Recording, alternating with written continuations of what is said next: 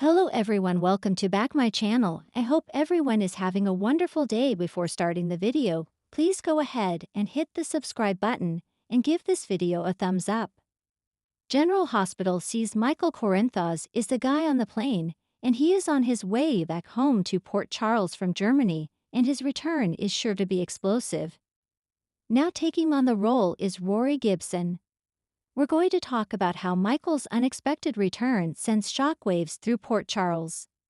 So we've got this mysterious man that we just saw on a jet, and he was watching Drew Kane Quartermain, Cameron Matheson, and Willow Tate, Caitlin McMullen, at the nurses' ball red carpet on a tablet.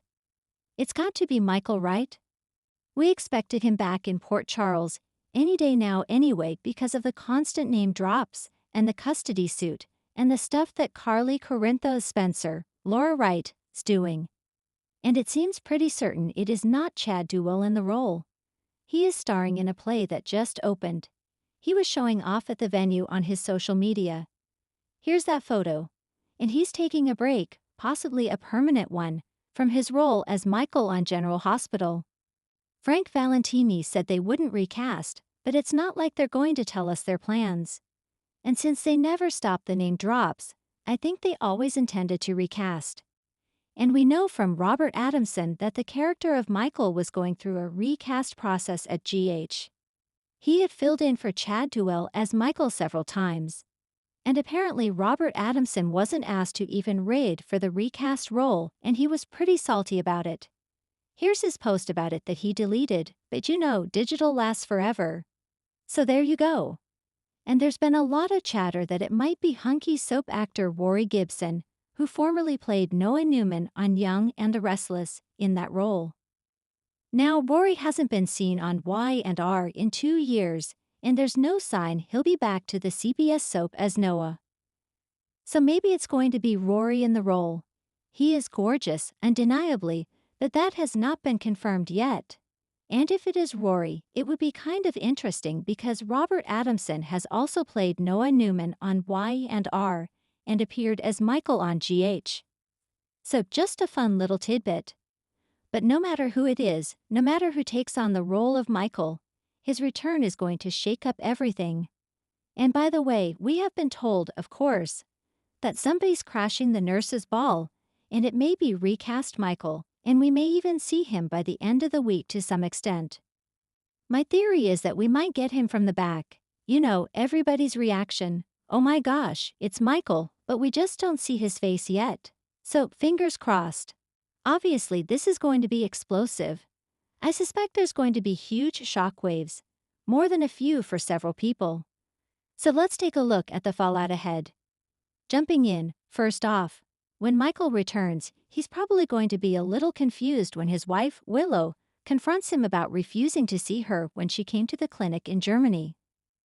I'm sure she's going to call Michael out on it at some point, sooner rather than later, and accuse him of not being willing to work with her about custody, not being willing to even talk to her. Willow shouted that same thing when Jocelyn Jacks, Eden McCoy, confronted her recently and was hitting at her. But I'm sure Michael will set the record straight because he never refused to see her. He didn't know she was there. And that should shock Willow and raise some questions. Of course, we all know that Drew, Cameron Matheson, bribed the lady at the German clinic to lie to Willow. And eventually that secret is going to come out, and Michael's return should give Willow a glimpse of Drew's sketchiness, as if it matters. I don't think it's going to make a dent, but still. The second thing about Michael's return is that he might team up with Curtis Ashford, Donald Turner, and they could decide no matter what they have to destroy Drew. Before Michael got all burned up, he and Curtis were still working on it. And Michael is going to want to take Drew down. I think now more than ever, especially since he's moved Willow and his kids into Drew's new house. I mean, the guy essentially stole Michael's life. And Curtis has got so many reasons to destroy Drew, like him actively blackmailing Portia Robinson, Brooke Kerr. Even if Curtis leaves Portia Robinson, Brooke Kerr, for her lies, which it's feeling likely, I don't think he's going to want Drew to get away with the shady stuff he's doing. And Michael and Curtis conspiring again seems quite certain. Also, Michael may be annoyed that Carly is plotting behind his back and manipulating the custody case. And she didn't even call Michael to tell him. Carly's pushing the hearing forward. Joss told Carly, tell Michael, but she refused. And Carly's adamant she's going to get her grandkids out of Drew and Willow's house. She doesn't care if Michael's mad at her. Sonny Corinthos, Morris Bernard, warned her bad things could happen, but Carly said she doesn't care. But she may change her tune if Michael explodes at his mom for meddling and making things worse. So Carly may regret it if Michael becomes so mad he cuts her out of his life. And it wouldn't be the first time he cut a parent out of his life. He did it with Sonny not that long ago. Plus, Michael may be stunned to see how close Sasha Gilmore, Sophia Matson, and Jason Morgan, Steve Burton, are now. Sasha's pregnant with Michael's baby, as you know, and said that she didn't want him involved. Part of that was the custody stuff, but Michael's coming home, and he's going to see Jason increasingly involved with Sasha and her pregnancy. Michael may not like Jason pretending to be the baby daddy. He did agree to it, but to see it up close and personal may sting, so Michael could be jealous on General Hospital. And there's a chance the subterfuge may not matter anyway because of the custody hearing and what could come out. In early June, we've got Michael and Willow's court date that could blow up lives. Rick Lansing, Rick Hurst, may have found out Michael and Sasha's baby secret. When Willow hired Rick to be her new lawyer, he said he could find things out that Martin Gray, Michael E. Knight, didn't. We know he's more ruthless, and let's face it, Rick's devious and he just served Sasha Gilmore a subpoena to testify at Michael's custody hearing. She's panicking. She asked Jason why. Could be that Rick Lansing dug up proof that Michael and Sasha slept together. I mean, people at the Brown Dog Bar no doubt saw Michael and Sasha drunk, maybe even making out. We don't know. Then there's the hotel clerk that checked him into the room for their one-night stand. There are options, and Rick might have dug deep and come up with pay dirt. Right after that, Sasha turned up pregnant. So yeah, Rick might suspect Michael is the father of Sasha's baby. Then Rick may demand a paternity test to see if Michael committed adultery, which would negate anything that they say in court about Willow hooking up with Drew.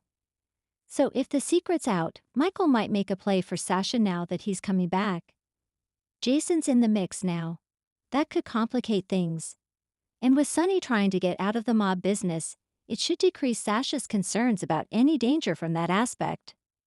Not that pretending Jason's her baby daddy is necessarily safe, either. So Michael's return is going to flip Port Charles upside down, and it looks like it may be happening sooner rather than later. I'm super excited to see if it's going to be Rory Gibson in the role or another hunk we might know from another soap. Watch for an explosive end to the nurse's ball and whether we get recast Michael as the party crasher. Port Charles is about to explode. After months of absence, Michael Corinthos is back, but he's not the same man who left. And in a stunning casting shakeup, the role of Michael is now being portrayed by Rory Gibson, formerly Noah Newman, on The Young and the Restless. The recast was kept tightly under wraps, but now the reason for Michael's mysterious disappearance and his shocking return is about to rock the lives of everyone in Port Charles.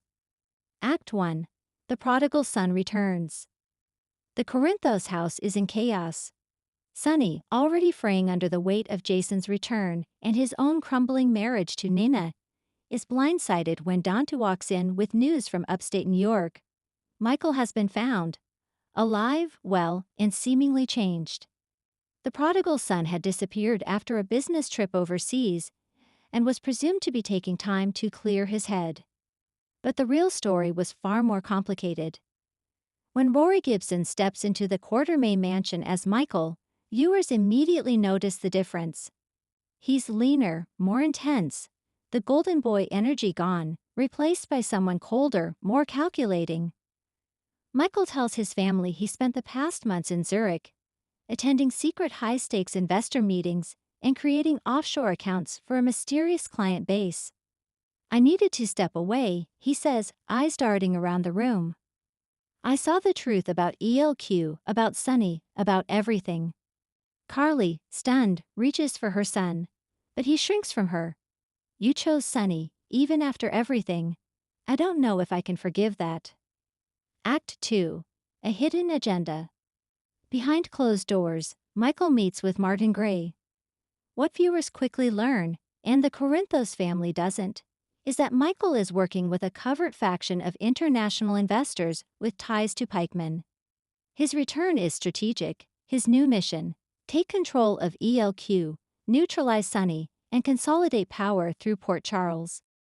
Rory Gibson's version of Michael is steely, ruthless, a blend of Jason's cold logic and Valentine's quiet manipulation. He's playing the long game. His relationship with Willow seems intact on the surface, but even she senses the change. You talk in riddles now, she says one night. Are you even still the man I married? Michael says nothing. Meanwhile, Brooklyn and Ned are wary. The ELQ board meetings grow tense. He's planning something, Ned whispers to Olivia. This isn't just a family reunion, this is a hostile takeover. Act 3. Jason and Michael, collision course. As Jason Morgan tries to reintegrate into life in Port Charles after his shocking return from the dead, he seeks out Michael. He's expecting the bond they once had, almost like father and son, to remain. But instead, he finds a cold wall. You left, Michael says bluntly. You died. And when you came back, you expected things to be the same. They're not. Jason senses something deeper. He starts watching Michael closely. He follows him one night and spots him in a hushed meeting at a warehouse near the docks, speaking with Valentin Cassadine and an unknown European man in a gray suit. Jason gets photos and brings them to Anna Devane. Anna, recovering from her own battles with Pikeman and the WSB fallout, is immediately intrigued. If Michael's in bed with Valentin and Pikeman, she says, we're not just dealing with a recast, we're dealing with a threat. Act 4. Willow's heartbreak. Willow, trying to hold on to the life she fought for after her leukemia battle, begins to feel increasingly alienated. Michael is emotionally distant, gone at all hours, and no longer talks about their future. Her growing friendship with Drew, another man who knows the darkness of business and family secrets, deepens. One night, after an argument, Willow follows Michael to a secluded estate in the Adirondacks. What she sees shocks her. Michael signing a document with Pikeman's seal, flanked by bodyguards. She snaps a photo and flees. Later, confronted by Willow, Michael's eyes flash with anger. You were never supposed to see that, he says coldly. You don't understand what I'm doing. I'm protecting our family in a way no one else could. This isn't protection, Michael, she replies tearfully. This is corruption. Act 5. Sonny vs. Michael, father and son at war. Sonny, meanwhile, has his own problems. Nina's arrest for insider trading, Ava's ongoing vendetta, and Dex's sudden disappearance have left him scrambling. But when Jason shares his evidence, and Anna confirms it, Sonny is forced to confront the truth. Michael is now a player. A dangerous one. The confrontation is brutal. At Charlie's pub, with Carly watching helplessly from the side, Sonny squares off with Michael. You want to be a man. Fine. But don't think for 1 second I'll let you destroy this family. You already did, Michael snarls. I'm just rebuilding what you burned down. Rory Gibson gives the scene depth, fury behind a calm facade, pain beneath arrogance. It's a Michael we've never seen before. Final scene, a gunshot echoes. The episode ends on the docks. Jason is tailing Michael, hoping to intercept a shipment tied to Pikeman. But something goes wrong. A shot rings out. A figure falls. Cut to black. Is it Jason? Is it Michael?